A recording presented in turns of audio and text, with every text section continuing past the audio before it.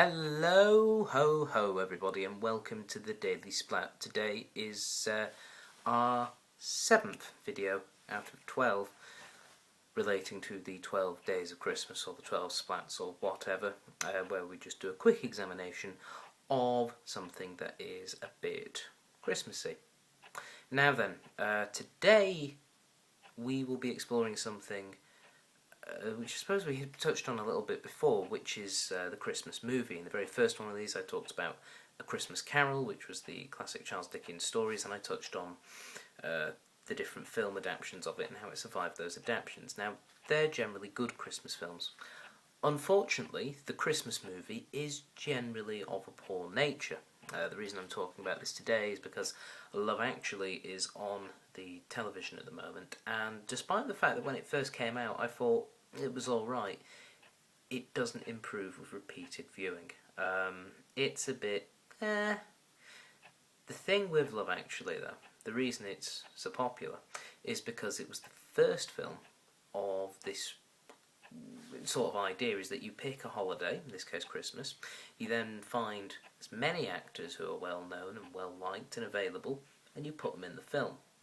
And they all play little parts, which means that obviously you don't have to pay them so much, and also it's not taking up too much of the time.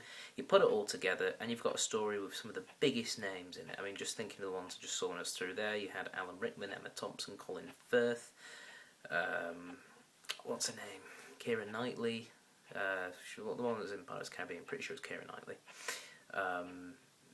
Hugh Grant, obviously, Billy Bob Thornton, although he was the US President and isn't that big a name now I think about it, but the point is you can get these, Rowan Atkinson as a small cameo, you know, you can, Bill Nighy, how could I forget Bill Nighy? Anyway, you've got these sort of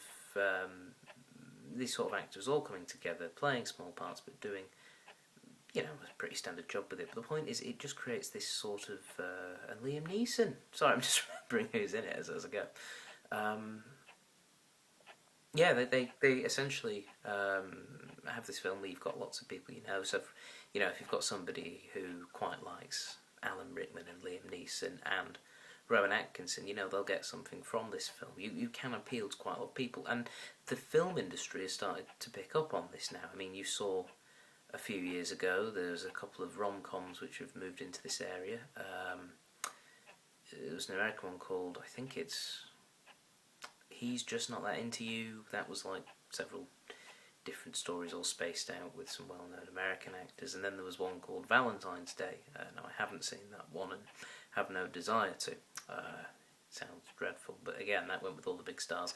And right now, there's a film out called New Year's Day, or New Year's Eve. I think it's New Year's Eve, actually, which is, it's got Zac Efron and Robert De Niro and John Bon Jovi and Jessica Alba and all these people who you've heard of either vaguely or you know from films, and it's a good formula, and it can be good fun. I mean, I know I'm not the demographic. I'm not a mother of three who happens to think that such and such an actor is a total cutie, but even though I am not part of the demographic, and I do understand why they're made, it's just that they're not that good. That's just one Christmas film, though. There are so many others which are much worse. I would much gladly watch, his name's gone now, Martin Freeman, the fellow that's going to play the Hobbit. He actually has a really good role in Love Actually that makes me laugh, where he's an adult film star who's doing these scenes with a young lady, and, they're interacting physically, and yet he finds himself too nervous or stuttering to actually ask her out on a date. It's quite a nice, sweet irony to the thing, and it is actually just pretty funny, that bit. A lot of Christmas films are much worse than Love Actually, and the problem is I've expunged them from my memory. That's the point. Christmas with the Cranks. In fact, pretty much anything with Tim Allen that isn't the first Santa Claus movie, and even then, the first Santa Claus movie wasn't brilliant, but it wasn't terrible. But the sequels just don't. Christmas with the Cranks, which was absolutely, truly abysmal. You've got that sort of thing, and I mean, as much as Elf was an okay film, you know, and you see Will Ferrell walking around in a silly costume, without Will Ferrell it lacked quite a lot. You know, the scenes without Will Ferrell, it was not very good, and the joke of Will Ferrell doing that sort of thing was sort of stretched out a little bit. I have got around to seeing the Jim Carrey version of A Christmas Carol, and even though that's still obviously a great story and visually it's very nice, even that one felt a little bit flat.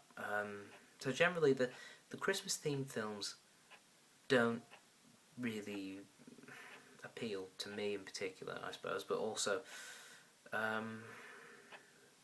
there's they're generally middling to bad. There are some excellent exceptions, of course. We've already covered Muppets Christmas Carol, Scrooged, yeah, you know, the original Christmas Carol film from the 50s, and of course, perhaps maybe the only film that can rival a Muppets Christmas Carol as the best Christmas film, and that is Die Hard. That is a brilliant Christmas film. Yes, I'm aware, not really about Christmas, but it's set on Christmas Eve, and it's got those. Christmas sort of permeates it, you know, the whole festiveness. But then, you know, you've got Alan Rickman being the bad German guy. You've got Bruce Willis, you know, running around getting glass in his feet. You know, yippee-ki-yay. Although that might have been the second one. Although that was also around Christmas, so that's okay. So there you have it, the Christmas film. Generally a bit meh, but you know, occasionally, very occasionally, you'll get something with Kermit the Frog or, you know, Alan Rickman going, "I am going to count to 3. There will not be a 4." You know, that sort of thing. Anyway, that is all for today. Make sure you tune in tomorrow where we'll be discussing something else. Perhaps food. We haven't talked about Christmas food yet, and of course that's a pretty rich topic in more ways than one. Okay, that's going to do. Until then, bye-bye.